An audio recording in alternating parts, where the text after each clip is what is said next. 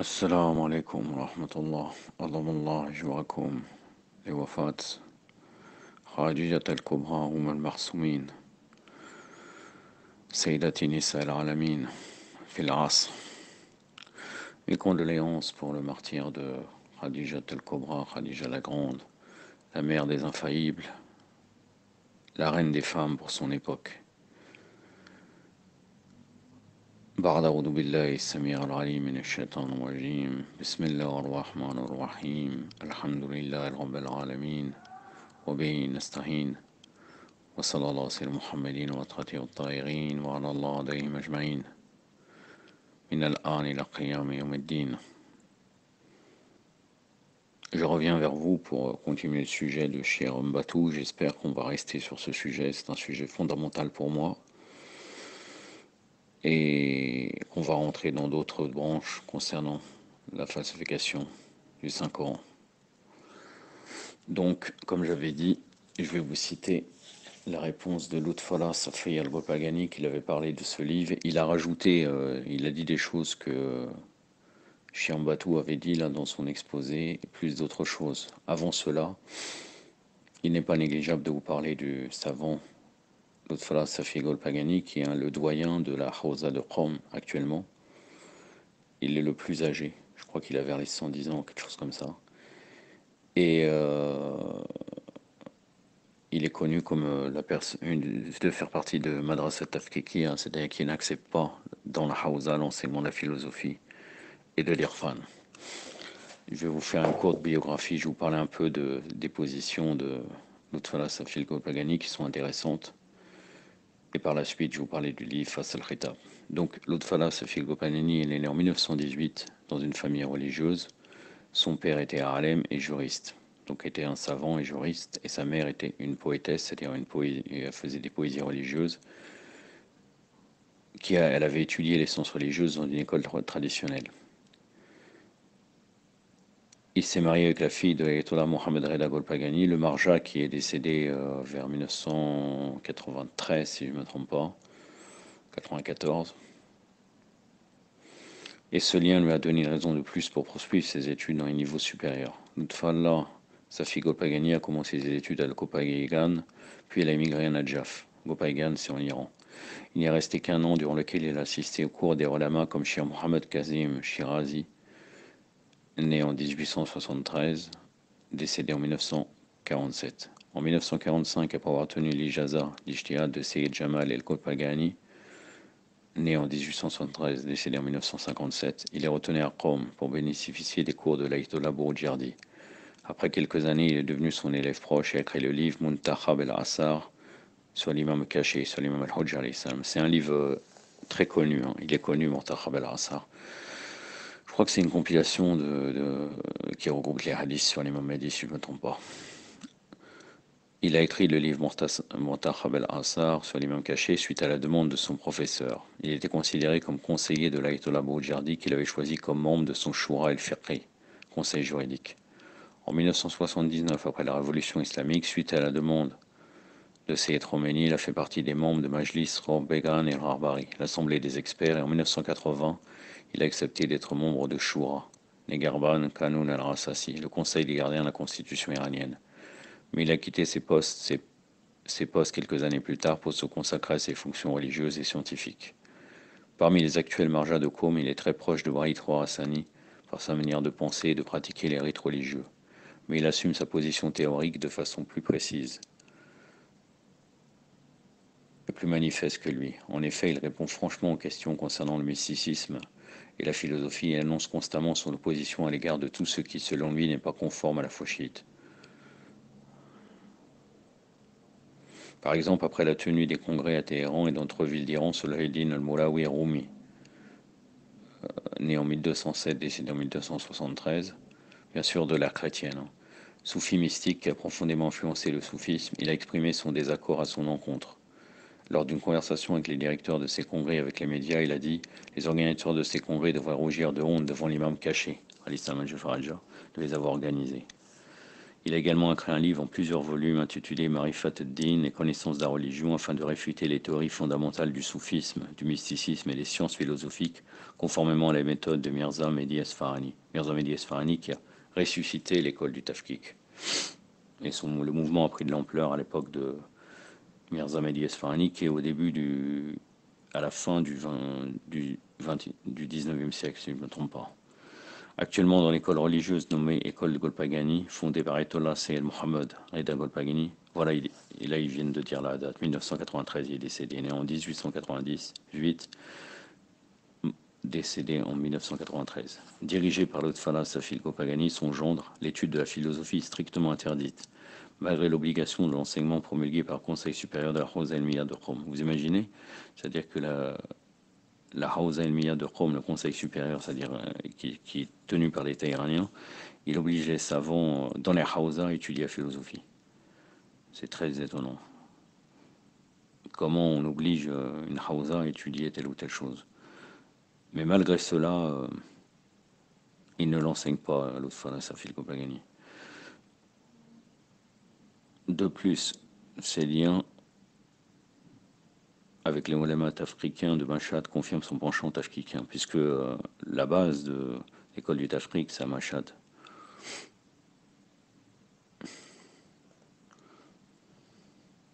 Enfin, il faut remarquer que les prises de position en faveur des doctrines principales du Tafkik sont également visibles chez d'autres marjas de la Hawza al-Milya de Qom, comme celle Mohammad Sadegh Rouhani, né en 1926. Bon, ce n'est pas notre sujet, mais je vais quand même ajouter, juste pour valeur d'information, qui a récemment énoncé les fatwas contre le mysticisme, le soufisme et la philosophie et a déconseillé aux étudiants d'étudier ces sciences.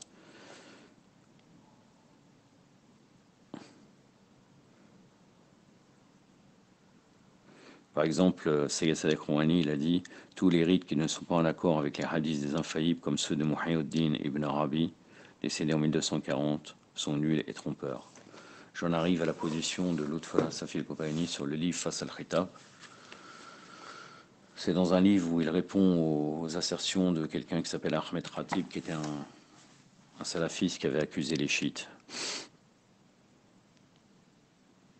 Accuser les chiites avec les équivoques habituels, c'était au début du XXe siècle. Vous allez voir, il dit la même opinion que Shirmbatou avait dit, sauf qu'au départ, il dit ce n'est pas parce que globalement le traditionnel Nouri a été une grande personnalité que forcément ce livre est loué. Apparemment, ce livre, il est beaucoup critiqué. Et ça ne voudrait pas dire que parce qu'il a été critiqué ce livre, comme quoi on n'aurait pas reconnu les contributions de son auteur, comme l'autre, le fait de son livre, par exemple, Kashf al-Asrar ou Mustadrak al-Wasail. Et il dit le fait qu'il a été enterré à un endroit saint n'est pas le fait qu'il soit récompensé pour tous les livres qu'il a écrits. Parce que beaucoup de gens sont enterrés dans les lieux saints des ulama, des gens fortunés, des responsables ou d'autres personnes y furent enterrés. Il dit personne, par ailleurs, on ne peut nier que cet homme a une grande autorité dans la science, dans l'érudition et dans sa connaissance du hadith, mais il commis une erreur en composant ce livre qui devint un cible du blâme et d'opposition. Je ne sais pas pourquoi il parle de ça, puisqu'après il va rentrer dans la même théorie qu'avait dit Kamal Haïdari, puisque c'était Kamal Haïdari puisque Shirmbatou c'était basé sur la cour de Kamal Haïdari. Mais malgré ça, il commence à dire cela. Parce qu'il y a des gens, voilà, il va le décrire, il y a des gens qui ont écrit des livres contre le livre Face al-Khitab. Son livre fut réfuté, critiqué et vigoureusement rejeté. Certains même lui ont répondu pour prouver la non-altération du livre, comme l'a fait le célèbre suivant, Mohamed Hossein el-Sharistani, l'auteur de la Risala Hafz al-Kitab al-Sharif, Shibat al-Qawl bi-Tarif, ou bien le savant Shir Mahmoud el-Taharani, qui répondit par le livre Kash al-Irtiyab. Et malgré tout cela, nous disons, c'est-à-dire Safil Kopagani, celui qui examine attentivement le livre Face al-Khitab s'aperçoit que le traditionnaliste Nouri ne réfute pas l'opinion unanime des musulmans concernant l'intégrité du Coran. Il ne dit pas que le Coran a été altéré ni qu'il y a eu des rajouts. Il dit à la page 23 à propos des allégations du rajout ou de l'altération de la sourate, elles sont refusées unanimement et rien n'indique qu'elles n'aient eu lieu, plusieurs indices même les réfutent. Le traditionniste admet son erreur d'avoir donné ce titre à son livre, comme avait dit Shirmbatou hier, tel que le rapporte son célèbre élève, le savant de confiance. Franchement, ils ont marqué Barzar, mais je connais l'auteur de Daria et de Al-Mashira, chez Shir Ara Bozor Taharani. Il y a une erreur dans le. Il dit dans la note de la page 550 du premier volume de la deuxième partie de son livre Alam Shira, nous avons cité à la lettre F, c'est-à-dire pour Fasla, Fa, d'El Daria, le livre Fas al-Khitab de notre maître El-Nouri. Il nous a textuellement dit: j'ai commis l'erreur de nommer ce livre, ainsi il aurait fallu nommer Fas al-Khitab fi Adam Tarif al-Kitab,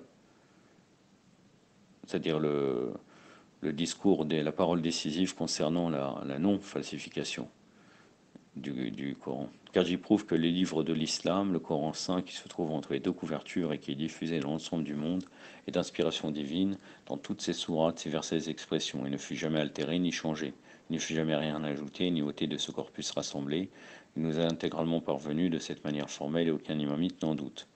Ensuite, pouvons-nous en toute impartialité juger ce livre et le comparer à la Bible ou aux évangiles dont l'état est connu de tous les spécialistes. J'ai également évité de déclarer mes buts à plusieurs endroits du livre pour ne pas avoir à subir de reproches et de blâmes. Et j'ai plutôt inattentivement déclaré le contraire, je me suis seulement contenté de faire allusion à mes dessins à la page 22, car le plus important est la certitude qu'il n'existe pas autre chose que ce qui a été regroupé entre les deux couvertures, comme nous l'avons repris du livre de Shir al-Mufid à la page 26, qui dit « C'est ce que nous avons entendu nous-mêmes de notre Shir ». Quant à ces actes, nous l'avons vu, ne donner aucun poids au contenu des récits qu'il rapportait, au contraire.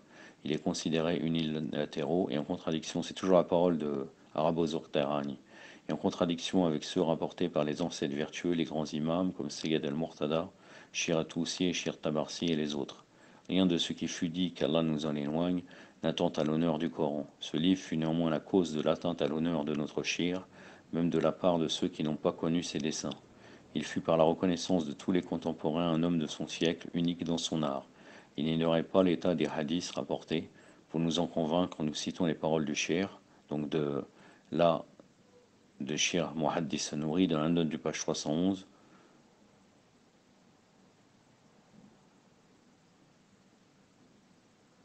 Non, là, c'était l'autre fois Safi Gopagani qui avait parlé, et là, on va donner la parole de Arabo Zortarani à la page 311 du volume 3 des Daria, où il dit: les nécessités premières pour toutes les nations sont que les livres saints dans l'islam et ce qui est nommé le Saint-Coran, que les musulmans ne connaissent pas d'autres livres saints et divins et que ce qui se trouve entre les deux couvertures. Il est le livre largement diffusé et imprimé. Il est également établi pour les musulmans que tout ce qui se trouve entre les deux couvertures, que les sourates, les versets et toutes les parties sont d'inspiration divine. Il fut révélé au maître des messagers, sallallahu alayhi wa alayhi. Ce livre fut fréquemment repris par tous les musulmans. Il n'y a entre ces deux couvertures que des paroles inspirées. Ces versets et ces sourates indiquent son inimitabilité. Il fut ainsi sanctifié, honoré et respecté. Par conséquent, des jugements furent instaurés pour interdire son toucher en état d'impureté ou de le rendre impur et pour réglementer son abord. Puis il dit: nous avons commenté dans Hizbat Danzi al-Quran les propos de cet auteur. Nous avons même écrit à propos de l'altération dont il parle dans un ouvrage appelé Al-Naqd al-Latif fi Nafir al-Tarif al-Quran al-Sharif, critique pour réfuter l'altération du Saint-Coran. Nous avons prouvé que ce Coran qui se trouve entre mains n'a été l'objet d'aucune discorde ni d'aucune suspicion, et notamment dans l'ouvrage connu malencontreusement tiré al-Tarif. Il rapporte également les mêmes paroles dans le volume 10 d'Ad-Daria, la page 78 et 79, le livre de l'islam réputé dans tous les horizons. Et ce que nous nommons le Coran, le faux ne peut l'atteindre ni entre ses pages ni par sa fin. Il n'est que ce qui se trouve entre les deux couvertures et nous est parvenu par la fréquence à partir du prophète sallallahu alayhi wa alayhi. Et nous avons prouvé que l'ensemble de ces sourates, de ces versets et de ces phrases sont d'inspiration divine. Puis il ajoute: il est exempté de tout changement, transformation ou altération qui pourrait le rendre imparfait. Personne n'a exprimé son opposition à l'opinion unanime des musulmans, qui admet son intégrité et sa perfection. Les différentes lectures ne sont donc que des différences de dialecte. Voilà, et là, Lutfa Safi Gohani dit: c'est le livre Fas al-Khitab. Nous avons rapporté comment il est apprécié par les ulama chiites. Nous avons exposé les paroles de son auteur ainsi que les paroles de l'un de ses plus grands élèves. Ce fut sa conception relative au Coran. Donc, Muhaddis Nouri ne croit pas à la falsification du Coran. À toi la parole, Shir Batou. Tafaddol. Inch'Allah, on va prendre de toi. Maintenant, nous devons entrer dans le sujet, si tu veux bien, avec ta permission, de Tarif al-Quran, puisque ils prétendent, ces savants qu'il n'y a pas de falsification du Saint-Coran, alors que nous avons les hadiths et beaucoup d'auteurs avant Cheikh Moufid qui croient à la falsification. Qu'est-ce que tu penses de ça? Je te laisse la parole, Inch'Allah.